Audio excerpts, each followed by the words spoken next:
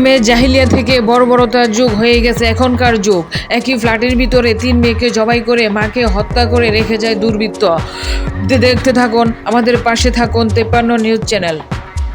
25শে June বৃহস্পতিবার দুপুর 2টা থেকে 2:30 ভিতরে লক্ষ্মীপুর রায়পুর পৌর শহরের ধানকাটা সংলগ্ন নদীর পাশে এলাকায় এই ঘটনা ঘটেছে।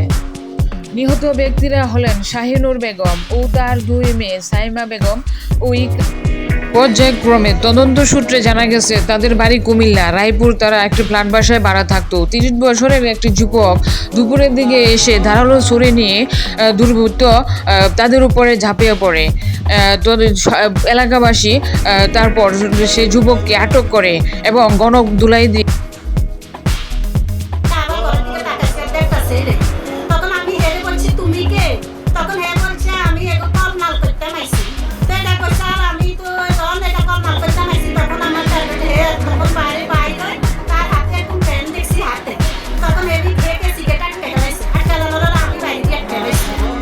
নিহত ব্যক্তিরা হলেন শাহিনুর বেগম, তার 2 মেয়ে সাইমা বেগম এবং ইকরা বেগম, আর তার আরেক মেয়ে সিফা বেগম আশঙ্কাজনক বলে জানিয়েছে মেডিকেল অফিসার।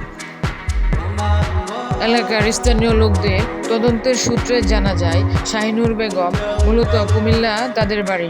তারা এখানে রায়পুরে ভাড়া থাকতেন।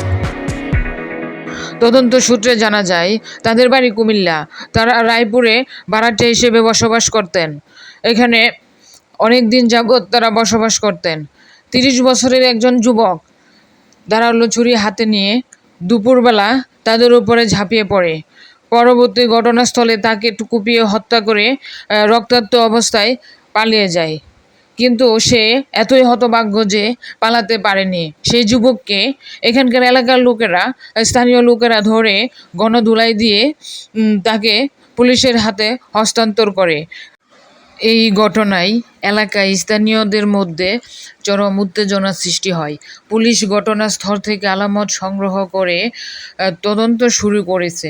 স্থানীয় সূত্রে এলাকায় প্রায় 30 বছরের ব্যক্তি ধারালো ছুরি হাতে নিয়ে একটি পরিবারের উপর অতর্কিত হামলা চালায়। এতে 3 বোন ও তাদের মা গুরুতর আহত হয়।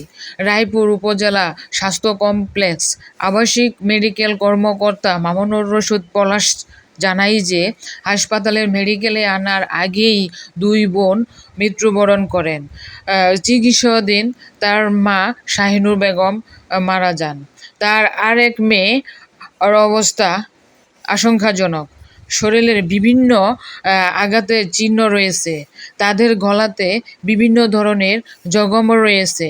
স্থানীয় লোকদের হামলাকারীকে আটক করে গণধুলাই দিয়ে কিন্তু দেখা গেছে যে এখানে 3টা মেয়ে একটা মা নিয়ে ভাড়া থাকে। এখানে এই 3টা মেয়ে নিয়ে আছে। এখন এই যে লোকটার সাথে কি দাদা দ্বন্দ্ব ছিল জানি না, কিন্তু সে ঘরের ভিতরে ঢুকি তাদেরকে কোবান শুরু করছে। 3টা অলরেডি মারা গেছে, একটা ঢাকা নামার পথে মারা গেছে। এই আমি শুনছি, আমি আইসা দেখি আমার দোকান থেকে দেখি যে রক্ত মাখা একটা মেয়েকে এইভাবে কুলো করে নিয়ে আসতেছে। তো আমি সেই সাথে সাথে আইসা শুনি কি এখানে আনসারে শুনি যে মারা গেছে। যে 3জন দেখছি, একজন মেডিকেলে নেওয়ার পথে মারা গেছে, এইটাই জানছি। আমি শুনছি যে এরা বলে ভাইদের ভাড়া থাকে এখানে। ওইটা শুনে আর কি আমরা এখানে আসছি। আমাদের ছাত্রী ছিল তো, ওইটার জন্য খুব ভালো ছিল ওরা, খুব স্টুডেন্ট। আমি দোকানে ছিলাম, পরে আমার বাসা থেকে বলছে যে এখানে একজন মানুষের মারতে আছে, তুই তাড়াতাড়ি আয়। পরে আমি আইসে দেখছি যে ওর আম্মু আর ওর বন্ধু যে বড় দুইজন রে ওরা নিয়ে যাইতেছে। পরে আমি ওদের বাসায় ঢুকছিলাম আর দেখছিলাম ছোট মেয়েটারে। পরে আমি আরেকজনে ওই ছোট মেয়েটারে উঠে নিছি। পরে আমি আমাদের ছাদে গেছিলাম আর দেখছি যে ডাকাই ওই চিপাই ছিল। পরে ওরে এই দিক দিয়ে নামাই এই জায়গায় মারছে। ওরে নামানো হয়েছে অনেকজন ওই এটা দিয়ে উঠে। তারপর ওই নাস্তা খাই না, কেক খাইছি শুধু। তো পরে দোকানে যদি কেউ আসে ওনাকে বসাই নাস্তা খাই আসি। মায়ের সাথে এই কথা হলো সিফাতে সর্বশেষ কথা। বাবা তুমি খেয়েছ? বুক ফাটা কান্না। ছোট্ট এই জুনায়েতের পৃথিবীতে আর কিছুই রইল না। 7 বছর আগে বাবাকে হারিয়েছে। একটি দুর্ঘটনায় বিদ্যুৎপৃষ্ট হয়ে সিফাতের বাবা মারা যায়। 3 বোন আর মাকে নিয়ে তার পরিবার ছিল, সংসার ছিল। একটি আচমকা জমকা হাওয়া এসে তার সেই ছোট্ট পরিবার সংসারটি এলোমেলো হয়ে গেছে, লণ্ডভণ্ড হয়ে গেছে, তছনছ হয়ে গেছে তার গোটা পৃথিবী। সে আজ কাকে নিয়ে বাঁচবে? তার বুক ভরা কান্না, হাহাকার, যেন পশু পাখির চোখ দিয়েও পানি পড়তেছে। এমনই একটি ঘটনা জুনায়েদ ছোট্ট শিশুটির জীবনে ঘটে গেছে। সে এখন কি নিয়ে বাঁচবে, কাকে নিয়ে বাঁচবে? কান্নায় ভেঙে পড়ছে পৃথিবী, কান্নায় ভেঙে পড়ছে তার হৃদয়। সকল এলাকাবাসীর কাছে প্রশ্ন রইল, এই পিতাহারা, মাহারা, বোনহারা, এতিম, অসহায় ছোট্ট সিফাত সে কিভাবে বাঁচবে? সে কেমন করে বাঁচবে? যে মারছে ও তো বেশি না, কার থেকে জানা যাবে। বসুন্ধরাটা চারটি খুন করা কি সম্ভব কিনা আমরা বিষয়টা নিয়ে আসলে আমরা ধোঁয়াশার মধ্যে আছি। আমাদের এলাকাবাসী এবং আমাদের একটাই দাবি, যা আমরা এই খুনের সাথে আর কেউ আছে কিনা বা এটা খুনটা কি কারণে করা হয়েছে, আমরা আশা করব পুলিশ প্রশাসন এবং অন্যান্য প্রশাসন যারা আছেন তারা আমাদেরকে খুনি নির্দিষ্ট কারণ এবং খুনির সাথে আর কেউ জড়িত আছে কিনা এটা আমাদেরকে খতিয়ে দেখে আমাদেরকে জানাবে।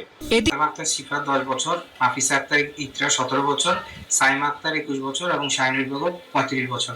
তো এদের প্রত্যেকেরই আঘাতের চিহ্ন ছিল, বিশেষ করে এদের মাথায় আঘাতের চিহ্ন ছিল, তারপর হাতে আঘাতের চিহ্ন ছিল এবং বুকে আঘাতের চিহ্ন ছিল, ধারালো অস্ত্রের আঘাতের চিহ্ন ছিল। প্রাথমিকভাবে আমরা আমাদের সুরতাল রিপোর্টে ভেজাইনাল সোয়াবের কালেকশন করার কথা বলা হয়েছে। আমরা ভেজাইনাল সোয়াব কালেকশন করেছি, সেটা আমরা রিপোর্ট পাওয়ার আগ পর্যন্ত কিছু পাওয়া যাচ্ছে না। পুলিশ বলছে ঘটনার তদন্ত চলছে। লাশ ময়না তদন্তের শেষে আত্মীয় স্বজনদের হাতে হস্তান্তর করা হয়েছে। তদন্ত করতেছি। এখন তো যে সাসপেক্ট অ্যাকিউজড সেও মারা গেছে, ভিকটিম সেও মারা গেছে, যার কারণে এর ক্লু উদ্ঘাটন করতে একটু সময় লাগতেছে। ইনশাল্লাহ আমরা বিস্তারিত তদন্তে ক্লু উদ্ঘাটন করতে পারবো। আমরা ওখানে একটা হত্যাকাণ্ডের ফরেন্সিক টিম ওখানে গেছে, সিআইডির ফরেন্সিক টিম, পিবিআই টিম। তো সেখান থেকে আমরা আলামত হিসেবে একটা শ্রেণী কাটা পুতা জব্দ করেছি এবং শ্রেণীর বাটটা আরেক জায়গা থেকে জব্দ করেছে, রক্ত মাখা কাটা চুল ওখানে ছিল। তো ক্রাইম সিন দেখে এবং সার্বিক বিবেচনায় আপাতত আমাদের কাছে এই ধরনের কোনো পরিলক্ষিত হয় নাই যে ও একা ডাকাতি করতে গেছে ওখানে। 18 বছরের সকাল 10:30 11টা বাজে আমরা রান্না বান্না করতে আসি। আমি ওই রুমও বসি সিমের বিচি সিলতে আছি। ওই যে হেদিকে ওই যে আমাদের পাকঘর এখানে কিছুক্ষণ পরে আমার ছেলের বউ আমার দরজায় ফ্যান বন্ধ করে কামু ওইদিকে কে কান্দে আরে আবার কান্দে কই হরে দে এ আবার ঘুমো ছিল সেই রুম এই হেতাকে সিট করে শুনি এই উঠে গেছে হেদিকে দি রুম, কিন্তু বাইরেও যায় না হেদিকে দি। তাই আবার আমার এই ফ্যান সাইড দিকে এর মোবাইলও কাম না করে। তো আবারও এই শুনতেছে, আবারও কান্না করতে আছে। মানে এমন উড়ি আমারও কাছে কামু হেদিকে জানি কে কান্দে। তো এটা বলছে আরে আমি সেরকম জানছি শুনি না, আমি জানালা দিয়ে যাই